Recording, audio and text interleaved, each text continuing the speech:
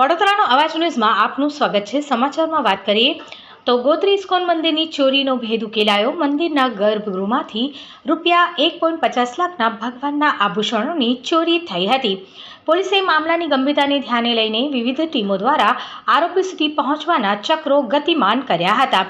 આરોપી એક ટ્રાવેલ્સમાં મુદ્દામાલ સાથે નાગપુર તરફ ભાગ્યો હોવાની બાતમી પોલીસને મળી હતી। પોલીસે નાગપુરથી ઓરિસ્સાના આરોપી સંતોષ ઉર્ફે અંતર્યામી પ્રેમાનંદ ઉર્ફે પ્રેમદાસને દબોચ્યો હતો। આરોપી પાસેથી ₹20.73 લાખના અલગ અલગ સોના ચાંદીના ઘરેણાં મળી આવ્યા હતા। આરોપી સામે નાગપુરના તહેસીલ, ગણેશપીઠ 2, ગોવા નોર્થ સહિત 6 પોલીસ મથકમાં કુલ 4 ગુના નોંધાયા છે। આરોપી કર્ણાટકના મુડબિદરી, આંધ્રપ્રદેશના કાકુલમના પ્રખ્યાત મંદિરોમાં ચોરીના ગુનાઓમાં પકડાયેલો છે। શ્રદ્ધાળુઓ મોટી સંખ્યામાં આવતા હોય ત્યાં રેકી કરી રાત્રિના સમયે મંદિરમાં પ્રવેશ કરીને સોના ચાંદીના દાગીના તથા મૂર્તિઓની ચોરી કરતો હતો। વિસ્તારમાં ઇસ્કોન મંદિરમાં ચોરી થઈ હતી। આરોપી સુધી પોલીસ કઈ રીતે પહોંચી, કયા કયા કડીઓથી આગળ વધતા આરોપીને પકડવામાં આવ્યો અને કેટલો મુદ્દામાલ કબજે કરી કરવામાં આવ્યો?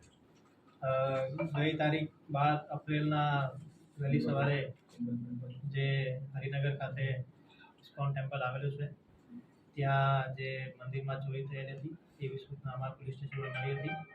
પોલીસ સ્ટેશનમાં સૂચના મળતા જ અમે અલગ અલગ ટીમ બનાવી અલગ અલગ દિશામાં તપાસ કરી હતી। સીસીટીવીની બધી ચેક કરવામાં આવેલી હતી। તો આ સીસીટીવી ચેક કરતાં અમને એક ઇસમ સવારે 5 વાગ્યાના આશરે મંદિરથી એક થેલો લઈને જતા અમને જોવા મળેલ હતો। આ લીડ અમે ફોલો કરતાં અમને સયાજીગંજમાં જે એક હોટલ છે ત્યાંનું એડ્રેસ મળેલું।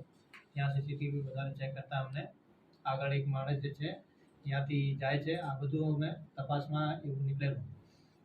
પછી જ્યારે અમે બધું આમાં લીડ લીધી અને અમારા ટેકનિકલ ઇન્ટેલિજન્સ અને હ્યુમન ઇન્ટેલિજન્સ થ્રુ અમે લોકોએ આમાં વધારે તપાસ કરી તો એવું જાણવા મળ્યું કે એક માણસ જે છે 10 તારીખથી અહીંયા આ હોટલમાં રોકાયેલો હતો અને 12 તારીખે વહેલી સવારે 5:30 વાગે ત્યાંથી ચેકઆઉટ કરીને સુરત તરફ બસમાં ગયેલું છે। અને સુરતમાં જે બસમાં ગયેલું હતું આનું તપાસ કરતાં અમે એવું જાણવા મળ્યું કે આ માણસ સુરતથી નાગપુર એક ખાનગી ટ્રેવલ્સ બસમાં બુકિંગ કરીને જઈ રહ્યો છે।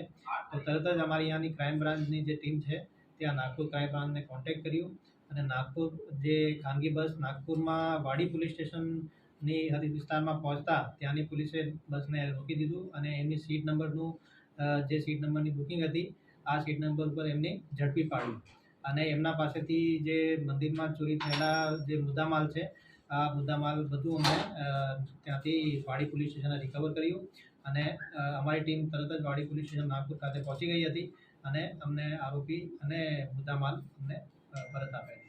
સર, આરોપીનું શું નામ છે, શું એનું શિક્ષણ છે, શું એની એમઓ છે? આરોપીનું નામ અંતર્યામી દાસ કરીને છે।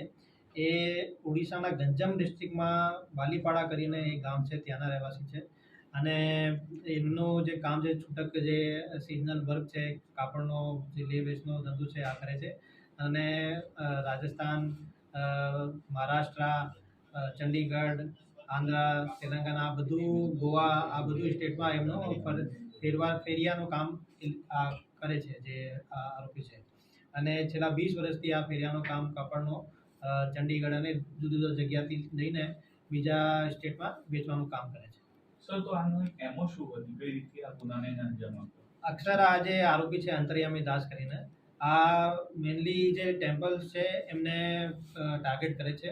એમના વિરુદ્ધમાં મહારાષ્ટ્ર ખાતે, ગોવા, કર્ણાટક, આંધ્રા, તેલંગાણા આ બધા સ્ટેટમાં એમના વિરુદ્ધમાં ગુનાઓ ચોરીના જે મંદિર ચોરીના ગુનાઓ દાખલ થયેલા હતા અને અમને બધું આ ડિટેલ અત્યારે વિગત મળી રહી છે। તો જે છે આંતરરાજ્ય એક ચોર કહેવાય શકાય કે જે મંદિરોને સ્પેશિયલી ટાર્ગેટ કરતો હોય છે અને મંદિરોને આ જે યુટ્યુબ પર વિડીયો હોય અને જે ઓનલાઈન માહિતી હતી આ બધું મેળવી અને ત્યાંથી આ પોતાનો પ્લોટ તૈયાર કરતો હતો।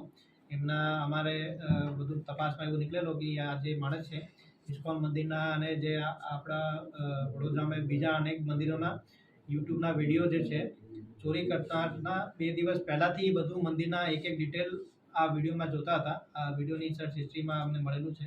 તો એવી રીતે આ યુટ્યુબ પર બધું ચેક કરીને પોતાનો પ્લાન ઘડતું હતું અને પોતે ત્યાં જઈને 1-2 વાર મંદિર કઈ ટાઈમે બંધ થાય છે, મંદિરમાં ક્યાંથી એક્સેસ મેળવવું, આ બધું આ માણસ જે છે આ બધું કરતો હતો અને ઘણા બધા મંદિરોની રેકી કરી હતી એવું મને બીજું જાણવા મળે છે. સર ક્યાં એ વડોદરામાં રોકાયો હતો, એમ કેટલી વાર રેકી કરી હતી, શું એ કોઈ પોલીસ તપાસ 10 તારીખના રોજે સયાજીગંજમાં એક હોટલ આવેલી છે, ખાનગી હોટલમાં રોકાયો હતો અને ત્યાંથી આ ઇસ્કોન મંદિરમાં અને બીજા ઘણા બધા કારેલીબાગના મંદિરમાં પણ આ આરોપીએ રેકી કરી હતી. એટલે એના અન્ય ટાર્ગેટ પણ હતા કોઈ મંદિર વડોદરામાં? હા, અને જે મંદિરોમાં સક્સેસફુલ નહીં થઈ શક્યો તો આ ગોત્રીના જે ઇસ્કોન મંદિર છે આમાં એને કયા મંદિરો ટાર્ગેટમાં હતા?